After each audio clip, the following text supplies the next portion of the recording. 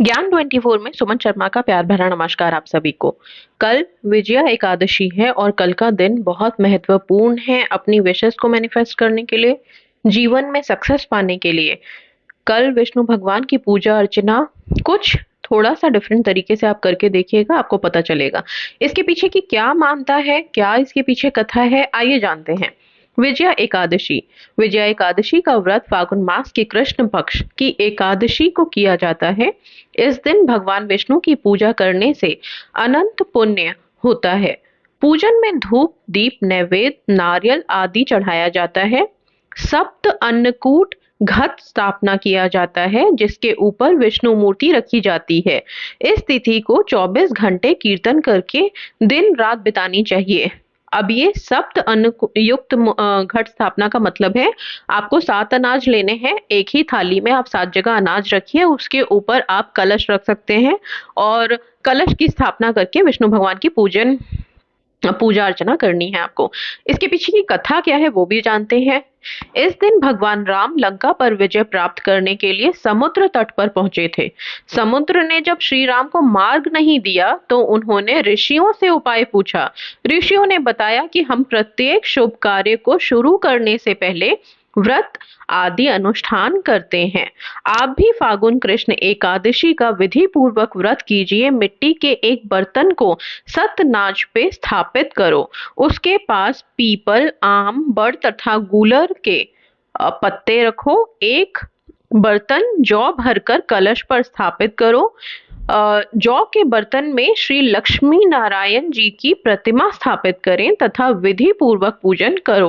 रात्रि जागरण के बाद प्रातः काल जल सहित कलश को सागर के निमित्त अर्पित कर दो।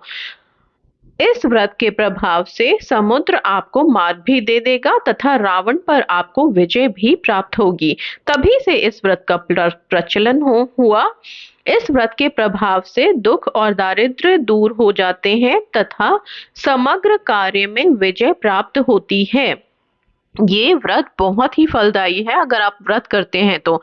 जो लोग व्रत नहीं कर सकते उनके लिए एक छोटा सा उपाय बता देती हूँ, क्योंकि इस दिन 7 अनाज रख के विष्णु भगवान की पूजा अर्चना करने से सारे कार्यों की सिद्धि होती है और सक्सेस मिलता है। इसलिए आपकी जो भी मनोकामनाएं अभी तक रुकी हुई हैं, जिसमें अभी ब्लॉकेजेस है, नहीं पूरी हो पाई हैं, उनके लिए आप ये छोटा सा उपाय जरूर करिए। आपके घरों में, सबके घरों में अनाज है ही, चावल, दालें हैं, उसको अलग अलग कटोरियों में आप निकाल लीजिए। अगर आपके पास 7 तरह के अनाज नहीं है तो एक ही अनाज को आप एक या 2 डिफरेंट अनाजों को 7 कटोरियों में आप भर के रख लीजिए और वहां पे एक छोटा सा कलश अगर स्थापना कर सकते हैं तो बहुत अच्छा है। नहीं कर सकते हैं तो 7 कटोरियों को रखने के बाद आप बीच में या अनाजों में ही आप विष्णु भगवान की प्रतिमा, मूर्ति, फोटो जो भी है उसको आप वहां पे रख सकते हैं और प्रार्थना कर सकते हैं। विष्णु भगवान की पूजा अर्चना धूप दीप दिखा के कर सकते हैं। कुछ प्रसाद चढ़ा सकते हैं। बाद में इस अनाज को आप दान दे सकते हैं।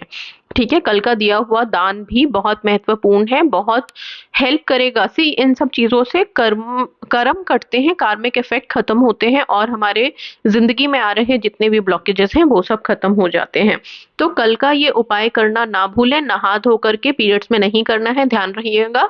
जो लोग शुद्ध हैं नहा धो करके सुबह सुबह ही 7 अनाज एक प्लेट में निकाल लें, अलग अलग जगह पे उसमें विष्णु भगवान की मूर्ति रखें, गंगा जल छिड़के और पूजन करें। पूजा करने के बाद अपनी मनोकामना, विनती, प्रार्थना करें। अपनी लाइफ में हमेशा सक्सेस पाने के लिए प्रार्थना करें, धन धान्य के लिए प्रार्थना करें, बच्चों के एग्जाम्स के लिए प्रार्थना करें, सबके स्वास्थ्य के लिए प्रार्थना करें और प्रार्थना करने के बाद इस अनाज को आप दान में दे दें।